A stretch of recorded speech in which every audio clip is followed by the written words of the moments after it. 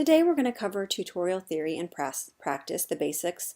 I'm not going to get into a lot of detail because you're going to have reading on this week, and it's pretty interesting to know where we came from. So, the concept of the Writing Center began in the 1930s, and this had to do a lot with teaching people how to write grammatically correct, and several philosophies have developed since then.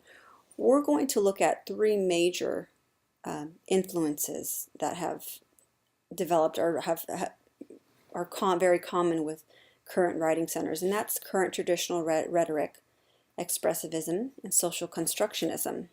I'll talk a little bit more about that in a minute. Some other influential theories are cultural studies, contemporary constructs, post-colonialism, the destabilization of Western theory, postmodernism, where realities are constructs, and post-process, where there's mirroring involved. And again, I'll talk a little bit more about those in a minute. So the first one is current traditional rhetoric. This is the type of writing center that focuses almost exclusively on the writer's text, the formal dimensions of grammatical correctness. So tutors who practice this theory would isolate errors and formal weaknesses, and then provide the student with information on how to correct the errors. So this practice emerged early, which is part of the reason a writing center is seen as a fix-it shop today. We do isolate errors in our writing center at Fresno City College, and we do show students how to correct their errors, but this is not the major focus of what we do at the writing center and even how we tutor. This is just one way that we handle correcting grammatical errors or helping students correct their grammatical errors. So although this was popular at one time, it isn't as popular, but it's still necessary in today's society. So expressivism was represented by Peter Albo, Donald Murray, and Ken McCrory.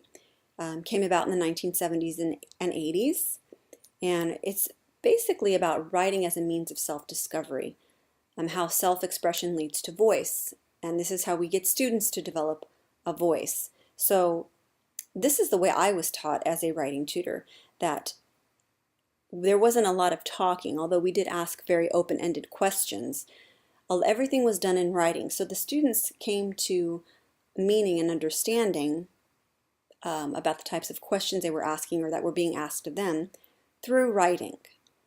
And it's a really interesting way to tutor. I think there are great benefits to it. I call it the touchy-feely type of writing, and probably yourself as a writer will write in a journal or will write to get some thoughts out or your feelings out. So it's very common that many people use expressivism in writing, and for some writers this is a difficult obstacle to overcome. This is often what times leads to writer's block. So it is a good tool to use, but again, we don't at our writing center do complete expressivism, although there is some elements of that in our writing center. And here's a quote from the texture reading this week. Individual writer, a solitary creator who communicates ideas through personal explorations of language, experience, and individual identity. So you notice that there's a lot to do with writing as oneself with no external factors, which is interesting. An expressivist tutor would explore the student's understanding of the writing process, invention, and drafting primarily. So again, that sort of brainstorming that leads up to the final product. Use Socratic dialogue, and again, that's those open-ended questions I want you asking, the questions without the yes or no answers. And ask heuristic or exploratory questions, sometimes called leading questions. And here's an argument sort of against that, and you'll read that, or one of the criticisms, I guess. Theorists argue that Socratic dialogue seems freely structured, but actually the questions are leading questions to get toward conclusions that are valued by the tutor or academia, while minimizing other important areas such as language and the social constructs that surround us. So again, this came around the 70s and 80s, and soon what followed was social constructionism, which also became popular and is still used today. It focuses on socio-cultural and historical settings that the writer comes from. They believe that writers are not formed in solitary bubbles. Instead, they are found through agreements within discourse communities. So the way we write and what we value in our writing is decided by academia, is decided by those who teach us. So we are being acculturated into a social construct rather than having an individual identity of ourselves as writers. So tutors who practice this theory would use peer group critiquing, reflect on discourse communities, and downplay their role as the authority. So, and you'll hear me say that often you'll be responding as a reader, that you are also a student, and so you understand where the student is coming from. And I really think there is some value in with peer group critiquing. So, methods of tutoring. What a good tutor does: setting the stage, creating an effective environment, and setting agenda, which we've already covered last week, but we will look at this again.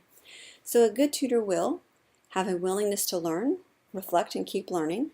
That's you. You should always be doing that. Confirm what they do well and question techniques that don't work well for students.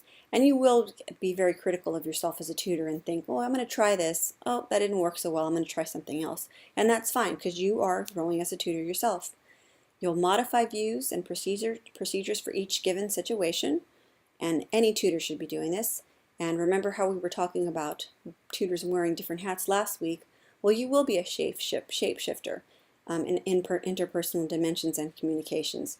You cannot tutor just as you cannot approach every writing paper the same. You cannot approach every student the same either. They all respond differently. So we're going to look at the different stages of writing. So the first stage is the pretextual stage. It's the early dialogue that creates a supportive environment. And how can we do this? Textual stage. Students bring all sorts of issues at this stage.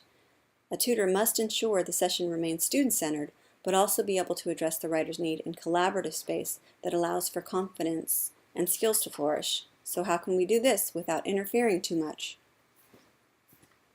And the posttextual stage provides a sense of closure, offers a template or model for future experiences.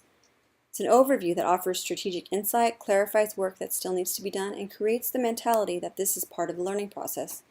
How do we do this? To help us, we can set an agenda. Again, take 5 or 10 minutes to do this. Ask the important questions, read step 1, read the first couple paragraphs, negotiate the priorities, remember high order concerns over low order concerns, and explain what will be covered. Stick to the plan and watch the clock. So for this week's reading, you're going to read, I believe it's chapter 5 in your textbook, and those questions about the pretextual, textual, and posttextual stages. There's a handout about how we can handle this, and I want you to read those for this week and try to implement some of those strategies. So good luck this week.